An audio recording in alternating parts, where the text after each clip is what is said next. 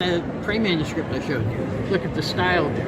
And the art historians who've studied the Shroud, they said there's nothing about it that implies it came from the Middle Ages. It's nothing like any artwork of that kind. It's not an artwork. We've proven that. Barrie, was the images that you taken used for a 3D scan to make a model? I've seen something about that. Are you familiar with that? Yeah, that's the one I was talking about, Ray Downing. Oh, is that right? Face of Jesus, yeah. Oh, okay. Yeah. Okay, that was the same project. Okay. That was the one that was most significant, and that was about 2010, if I remember right. Yeah, I saw something about it, and they did a life-size figure from it. Yeah, he did, but he did that digital. Yeah. They've actually made physical ones, but not from Ray Downing's. Okay, that was a different... That was Luigi Mattei. I was talking about him. Oh, okay. The Italian sculptor. Okay. And before that, there was the Ricci corpus. Monsignor Ricci from Rome had a sculptor, gave the sculptor photographs of life-size photos of the Shroud, and had the sculptor create a corpus, and Jesus on the cross, in the position he would have been on the cross based on the analysis of the Shroud. And those are around. There's several. Let's see. I'm trying to remember. There's one in Spokane, Washington. The Marian sisters have one. There's one in Harpers Ferry, Virginia. I've seen them in Italy, and they're referred to as the Ricci corpus. They made the original, cast it into a mold, printed, molded other one, unpainted, delivered them unpainted, so they all look a little different because the local artist had to put the skin color in, the color of the wounds and everything, so they vary from copy to copy. Stylistically kind of thing, right? The same sculpture, just a different sort of paint job. Right, understand. And those are around.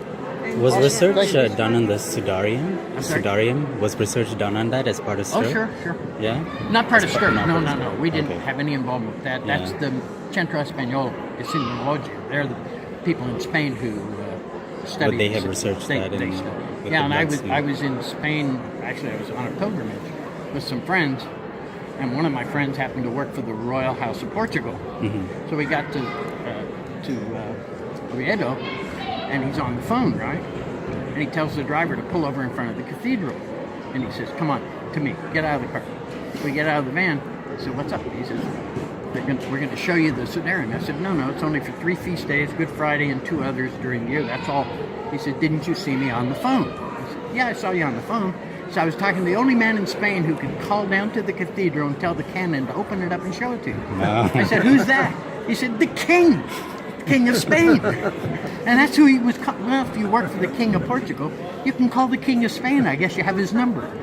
They opened it up and showed it to me, and I actually stood there and looked at the Sudarium up close. And again, there's little doubt in my mind that cloth and the Shroud have a relationship. Because they match up the They blood. do, and the Sudarium. So, yeah, and that's why I was sort of kind of poo-pooing the Manipello, which, if it had been on the cloth, first of all, they were never both on the man at the same time, ever. Okay. That's the other thing. I see. That was you were Yeah. Yeah, see, the thing is, that would have been removed. And then it would have had this his blood on it, so they had to fold it up and put it to the side. That's what it says. Okay. It's folded and separate from the other. Yeah. And it has to be buried with the body. Its blood is on it. Okay. But then they wipe the body clean a little bit, supposedly not much time. Right. But if Mary was there, it's her son. Please clean the dirt off him at least. Yeah. Any mother would do that, I think. Right. Especially a Jewish mother. And so they wiped them off, and then they put them in the Shroud, so that there's still bloodstains on the Shroud, but not the intensity of what's on the Sudarium. Okay. And if anything if there'd been anything between him and the Shroud, there wouldn't be a facial image. Exactly, on the Shroud, yeah. Right. So the model that they made, 3D model that I saw on TV, on this whole thing, right. It was so much like that painting that was done by that young girl who was... Oh, yes. It looked like the same person. She did that out of her imagination. And visionist, she's called it, yes. Yeah, and Ray Downing did his out of extracting the data from the Shroud. Yeah. So that was so real. Yeah, I know. She looked exactly like him. Listen, I never had any artistic skills unless I had a camera in my hand. Yeah. But my eye hand, not so good. Thank you very much. Thank you. I'm sorry. If they were to do an investigation of the Shroud, would they be able to use the Sudarium as well? Well, I mean, here's the thing. They're in 2 different places, in 2 different countries. So it's unlikely that they wouldn't let you travel. But the people in Spain have already done extensive research on the Sideria. So, and that's published now.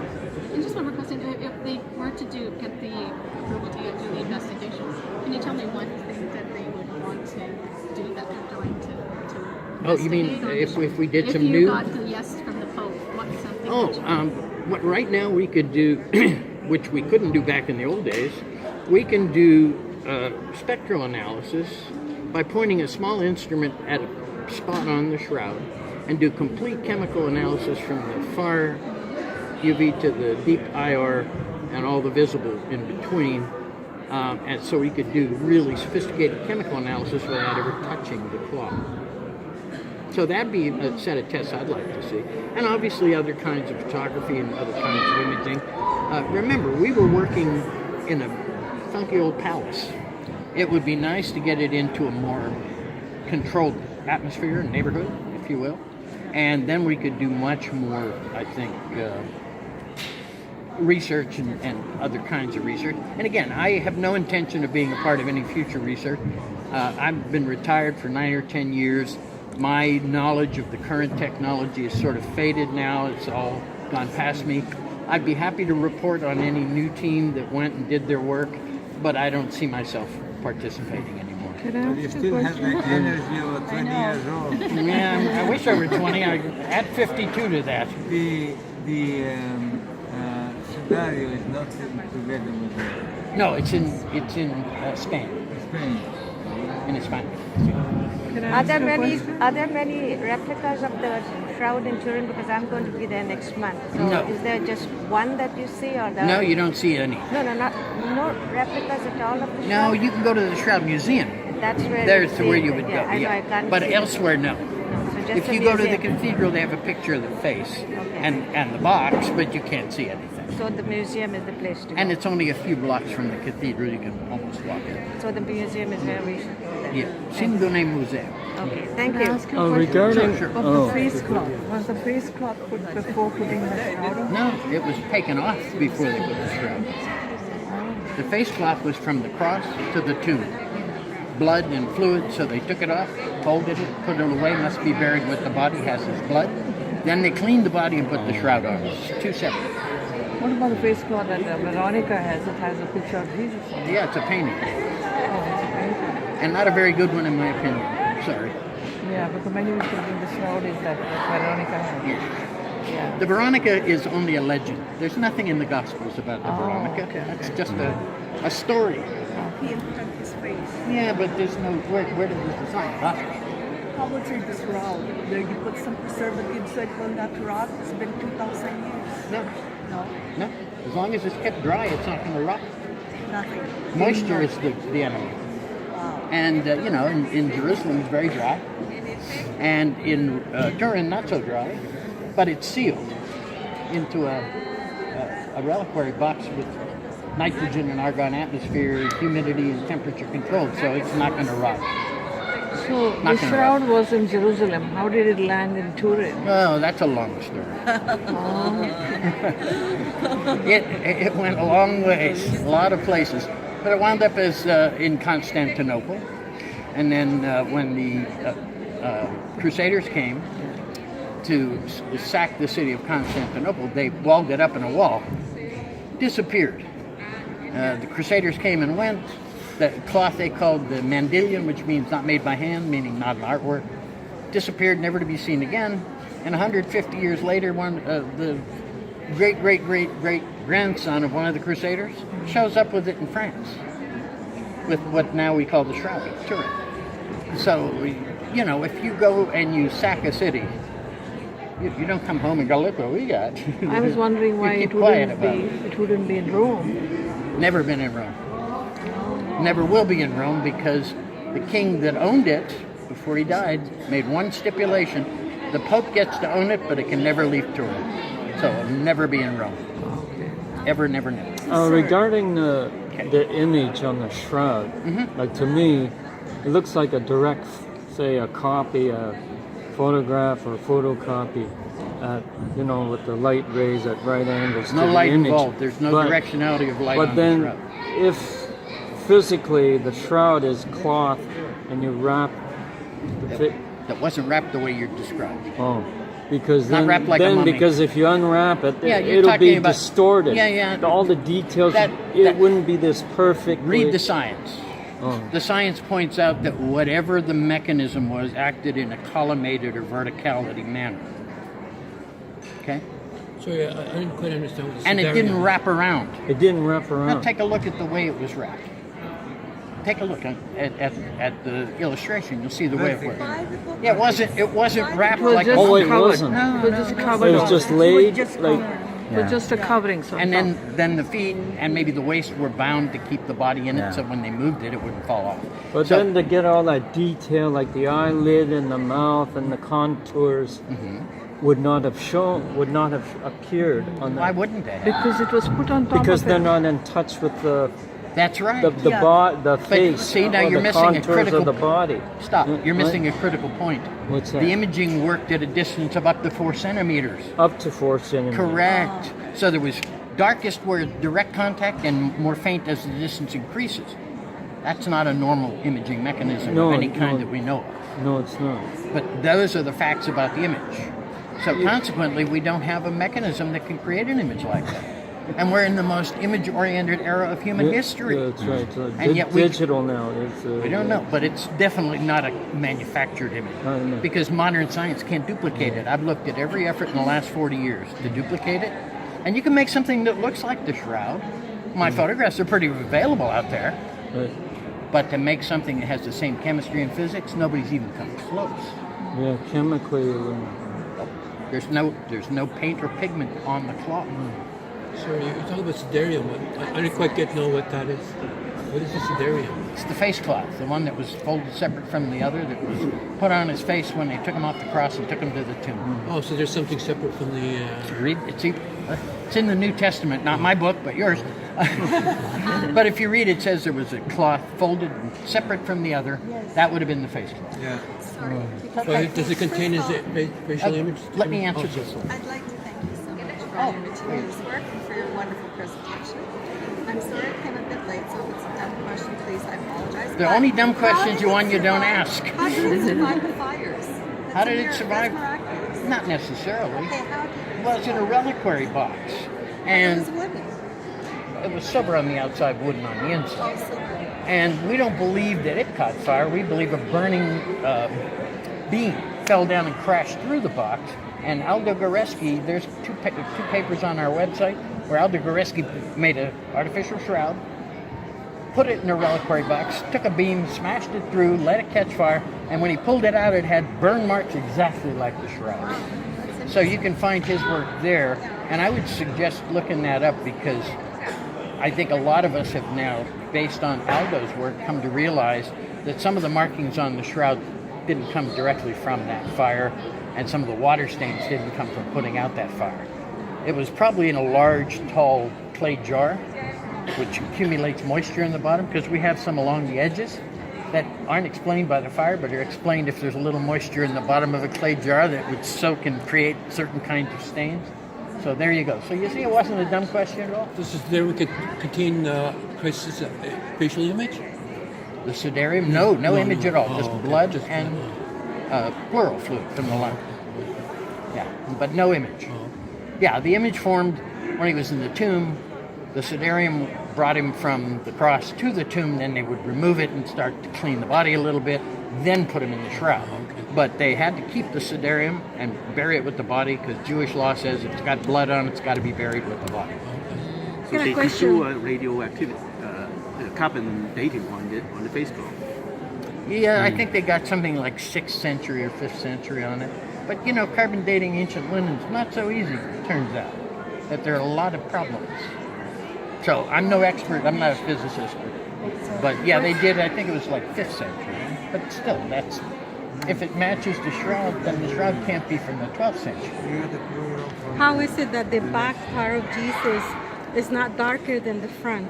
Because if it was lying on it. Yeah, because there are no differences in the color of what's on that cloth.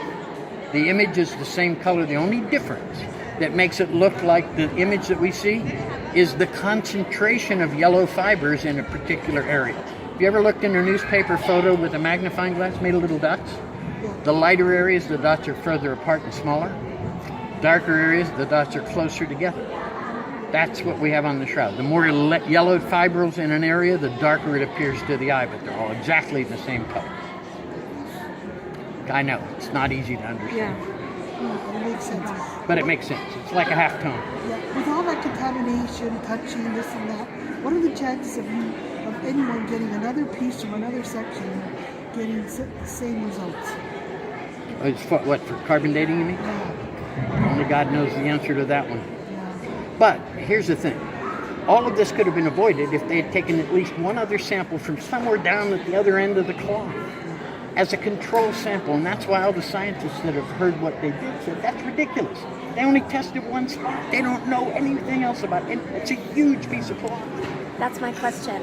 With all these world-renowned scientists, they obviously are expert in, they know they have to get multiple samples. Right. So why was it that only one area of the shroud was taken as a sample? Would they insist on that Think protocol? about this. Okay, our STIRP team spent 17 months preparing before we even left to go to Italy. When they were going to carbon date the shroud, they stood over the cloth for an hour and a half debating where to cut the sample from. If they were to carbon date the image itself, like No, say they the wouldn't face, do that. but say, would they get a more accurate result? No, they don't. Yeah, no, they would have to just take a couple of samples. You don't need an image sample. Mm-hmm. But what you need is enough to verify that that cloth is consistent. Right. And we already have evidence in the historical record of multiple times it's been manipulated and repaired. Okay, and in this case, we have evidence that I showed you that this cloth has definitely been manipulated in those areas. So why, even one other sample might have clarified the whole deal, but they didn't. Why? I don't think they were in a rush to prove it authentic. I think they may have been in a rush to prove it was a fake. What's going to get a better headline? Shroud of Turin's a fake, or Shroud of Turin might be real? Yeah. Okay, and this all of us. is exactly what I was going to say. Yeah. Have they resolved the controversy that is original, the real plot? That'll never be resolved. There will always be skeptics. And so here's what I'm going to say this. I wish I'd now thought to say this to everybody. Maybe I did earlier, I can't recall. I don't believe the Shroud is there to answer our questions at all. I believe the Shroud's there to make us ask the question. That's what I believe.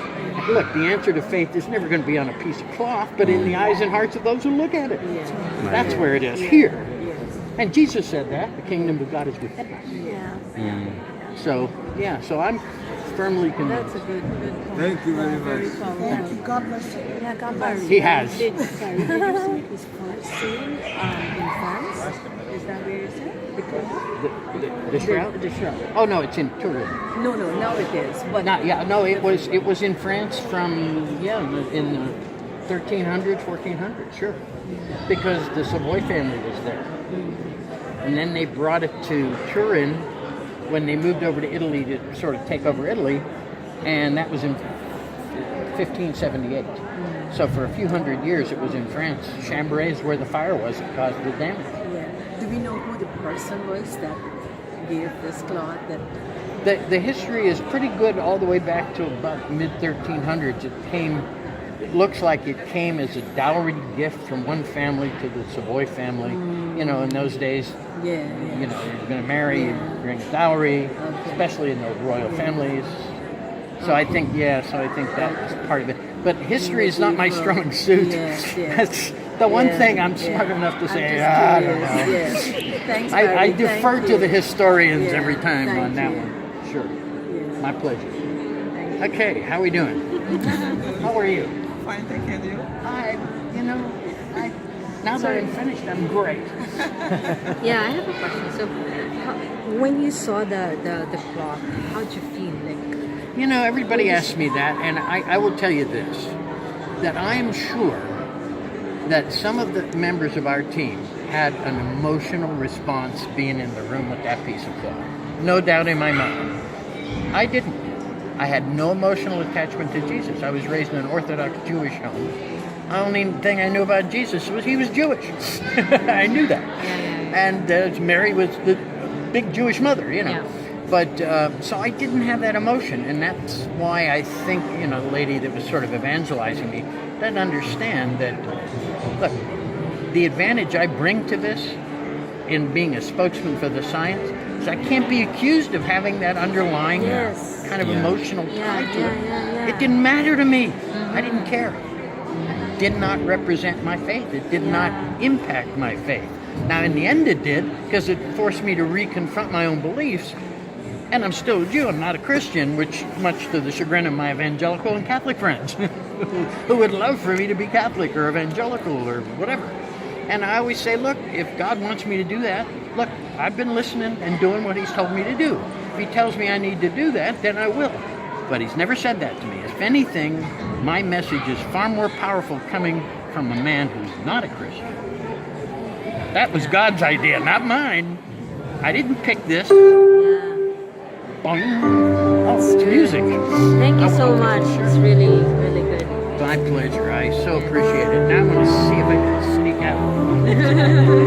It's hard, you know, when you talk, people want to talk to you, and I appreciate that. But I need to go sit down. But I was smart enough, I took some ibuprofen before I got up. My back hurts. God bless. Thank you so much. Thank you all so Thank much. you. God bless. Oh, can I put my arm around you? Oh, yeah.